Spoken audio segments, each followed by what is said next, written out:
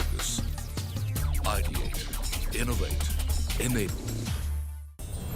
ICICI Lombard and CNBC-TV18 present India Risk Management Awards, a decade of celebrating risk champions. Hello and a very warm welcome to the Risk Masterclass, an exclusive initiative under the aegis of India Risk Management Awards, brought to you by ICICI Lombard General Insurance and CNBC-TV18. I'm your host, Mugdha Kalra. For a decade, India Risk Management Awards have been at the forefront of celebrating excellence in risk mitigation. And this year, we intend to shift focus on India's superpower trajectory, managing the risks. Through this masterclass, we aim to drive discussions that contribute to the manufacturing sector's long-term success and position India as a manufacturing superpower with the ability to withstand and thrive in the face of challenges on the global stage. And now, to set the tone for the evening, I would like to invite Ramanjit Balla, Head Specialized Industries Group, ICICI Lombard General Insurance, for his executive address. A very warm welcome to each one of you. I'm really proud and honored to be addressing this honorable gathering at this wonderful event, India Risk Management Awards. India Risk Management Awards was conceptualized almost in year 2013, and we have successfully completed 10 years of this wonderful journey, wherein we have partnered along with CNBC to bring this wonderful platform to the stage which we are at currently now. The platform has evolved over a period of time, and currently it has become a cross-country benchmark when it comes to recognizing the efforts of the India's risk management experts. We are thankful to CNBC TV18, thankful to all our customers, all the stakeholders who have contributed in the successful journey of India Risk Management Awards for the last 10 years. As the platform has evolved, so has the risk. Traditionally, the risk was basically physical in nature, localized in its impact, limited to a particular geography. All these traditional risks, which were relatively simpler to handle, have given way to new age risks, which are like cyber risk, data breaches, geopolitical, inflation, talents, and so on. If you see the impact of these new age risks, the impact or the damage that they can cause is actually very, very fast, big, and very, very widespread, which is, in fact, the risk has become boundaryless. What we can also think of that now we are living in a connected village, and a small incident which can, in a remote part of the world, can actually cause a global phenomenon. Data breaches. The digital transactions are increasing, and so are the digital frauds. Look at climate change. We had never heard of storms and cyclones on the western coast of India. Now it is something which is happening. The quantum of rainfall which is happening, a full season's rainfall can happen in a particular city in just 2 to 3 hours. How do you save yourself from such risk? This is something that we generally use this platform to discuss and debate and try to formulate the risk mitigation measures along with our clients. We have today a power-packed panel, eminent speakers who have taken their respective organization to greater heights. Now, I'll take not much more time, but I'm eager to listen to some of these insights and great engaging discussions in the evening ahead. Thank you so much once again for being here. And now, ladies and gentlemen, to continue with this evening's proceedings, I would like to invite a leader who currently serves as the Executive Director and Group CFO at Azure Power and Independent Director with the pharma company. Please join me in welcoming Sugata Sarkar, Director and CFO, Azure Power, for the keynote address. So we'll talk about resilience in manufacturing under the general theme of risk management. Now, risk tends to be a negative kind of word. It has a kind of a negative connotation. So the fact is, uncertainty is a feature. Is the feature of the world. The basic tenet about being ready and being resilient is by building capability, right? And the capability is the capability to adapt. So that you cannot build a plan or a model and hope to stick to it and hope that this will never change. That doesn't work. How should we think about creating resilience in manufacturing. Now, in risk management, what we do is we create number of scenarios, and then we see what is the probability and impact of each of the scenarios, and then we apply it on our plan to see which is a riskier scenario, which is less risky scenario, etc., and we try to mitigate. If you think about manufacturing, right, if you think about a few risks that you can talk about, I think top of the line, I mean, if you see surveys across the world, across industries, is supply chain risk. In manufacturing, the biggest risk is supply chain risk. And even within supply chain risk, the biggest driver comes from geopolitical issues, geopolitical risks, and that is a big reason why people are saying that. Apart from that, I'll also talk about quality risk. Now, I picked that up from what US business managers feel is a risk in manufacturing in India. And let's talk about that a little bit. And the third thing that I'll touch on is a risk of the product risk and the risk of input prices. Okay, so this is what I wanted to touch on, a few areas of risk. Now, risks are many. The idea is that you expect the uncertainty, but you create and invest the capability to adapt when something changes in the environment, as it will. So that's what I would say, and thank you very much. And now, ladies and gentlemen, it's time for a panel discussion on India's manufacturing superpower trajectory, building operational resilience. We're looking at 10 years of course, India Risk Management Awards. And we are also looking at 10 years of Make in India initiative, which is going to be a decade old in 2024. So let me start with you, Rahul, by asking you, what have your learnings been of the last 10 years of your sector with specifically the Make in India plan? What has stood out for you? Where have you struggled? What poses as a place of improvement and fixing? Go ahead. Some of the positives that we've seen over a period of time with respect to Make in India that's come through is the few that come to my mind easily is likely for foreign direct investment. 10 years ago, roughly speaking, and my numbers may be a bit off, but roughly speaking, about $36 billion was annual investments into India. 21-22, the government statistics show that the number has gone up to almost about 84 billion. So I think that's one of the first advantages that we've seen in terms of the Make in India. So foreign direct investment into India growing up very, very significantly. The second, I think, and that's a key element here as well, is job creation. Harak, if I may get you in and ask you the same question, what has stood out for you when we look at the last 10 years of Make in India?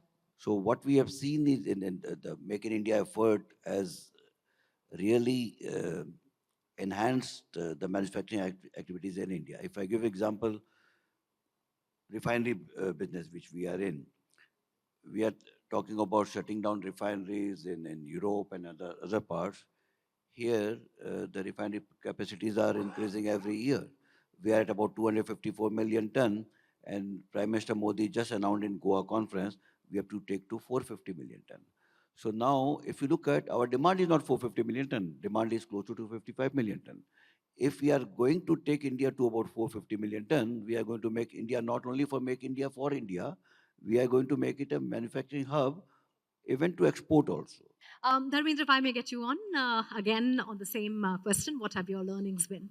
First, looking at the overall economy level, when you compare with the objectives set for the Make in India, and when you see the actuals, naturally everybody can conclude that we have underperformed significantly.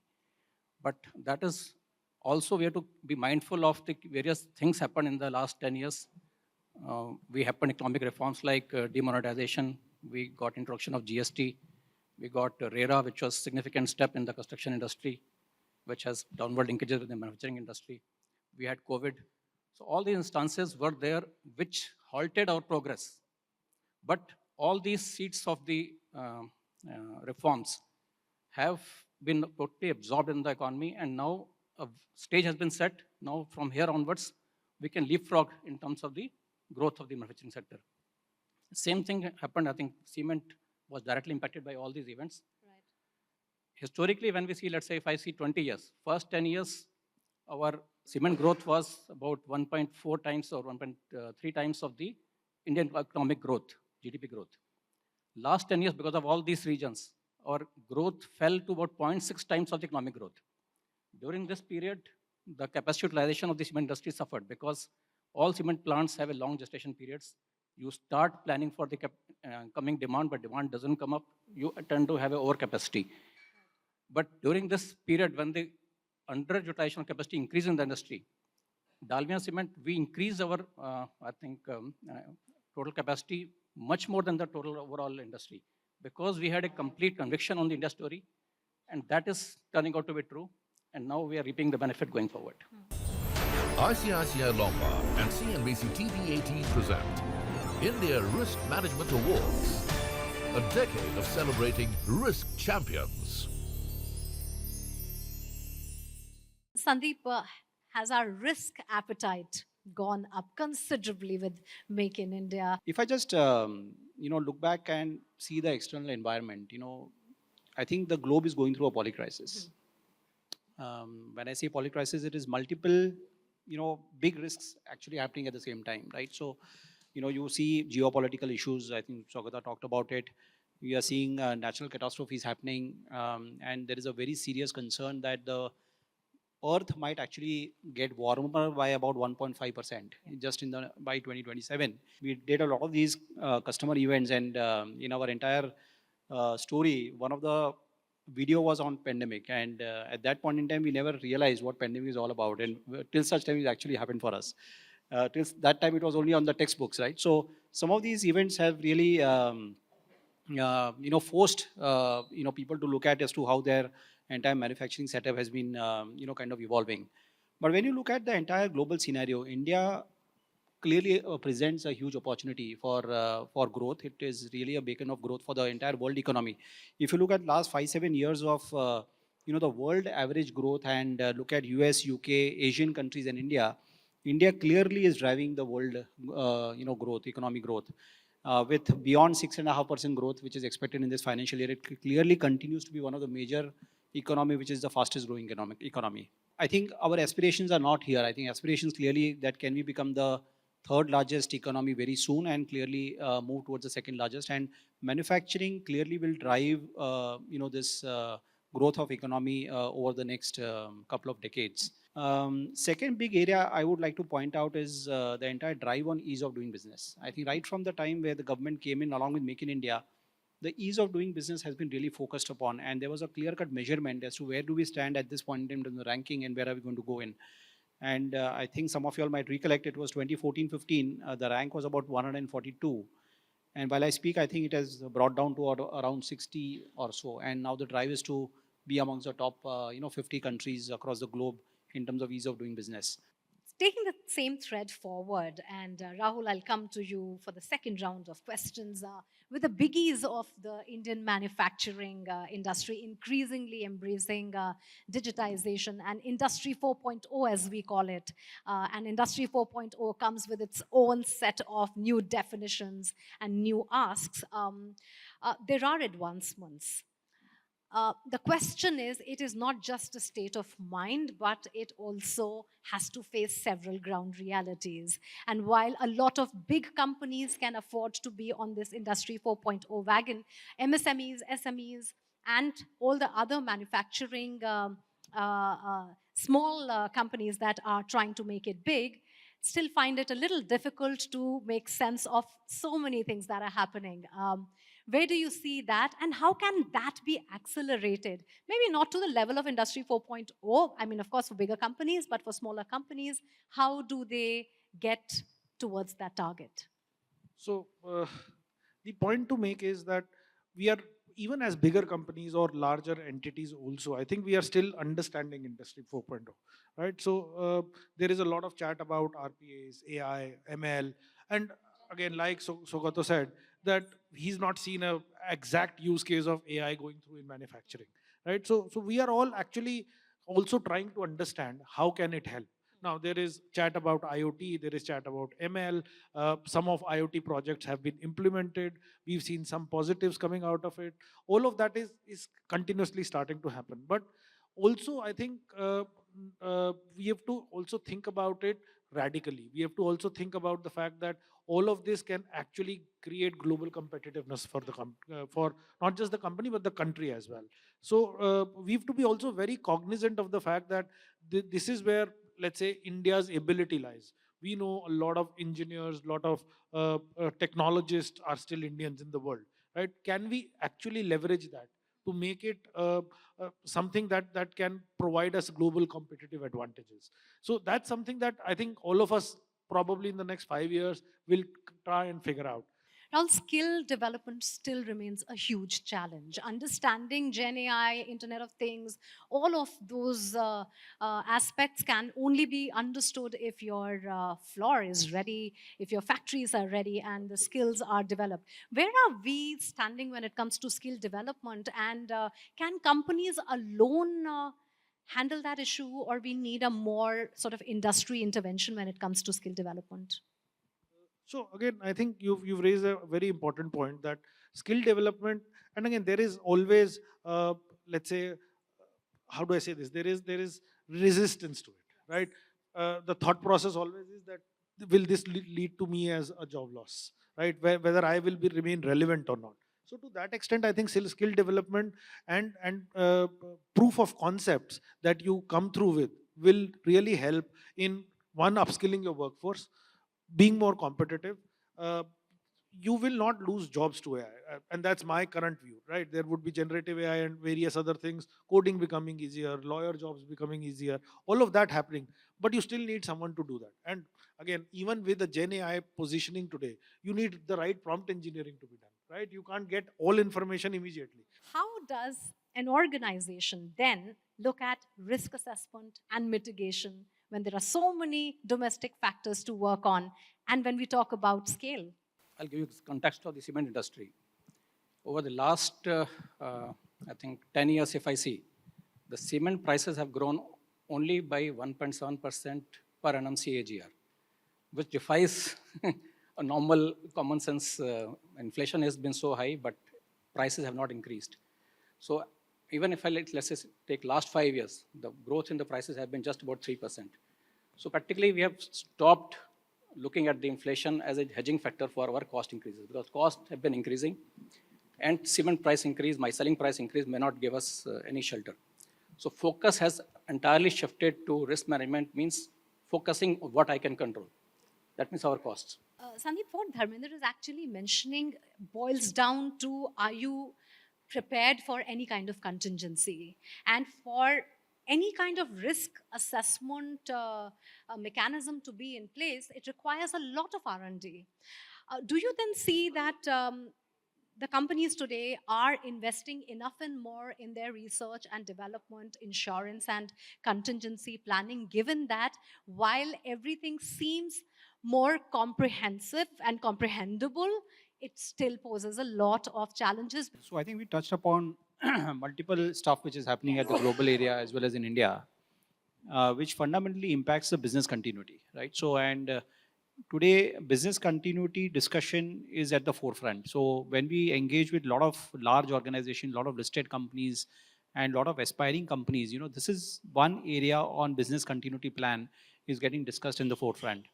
And being a entity who is responsible for managing risk, and the clients are expecting the insurance industry to advise them, right? So, and there are multiple areas that we have been discussing with multiple clients, and one of the very common and I would say very important or a backbone kind of a tool is the enterprise risk management framework. Right. So this is nothing but it helps you to very clearly, objectively articulate and identify, the sectoral risk.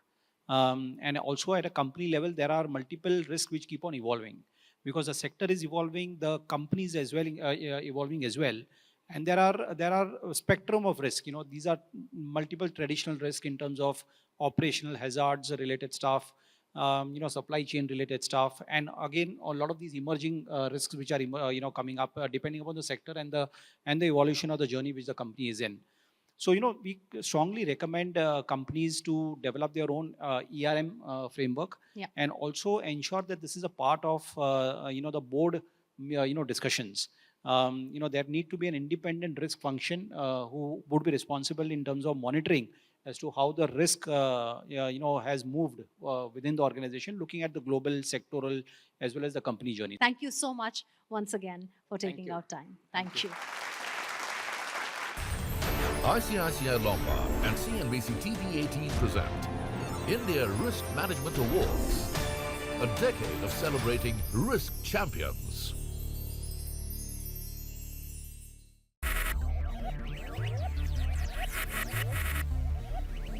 Focus, ideate, innovate, enable.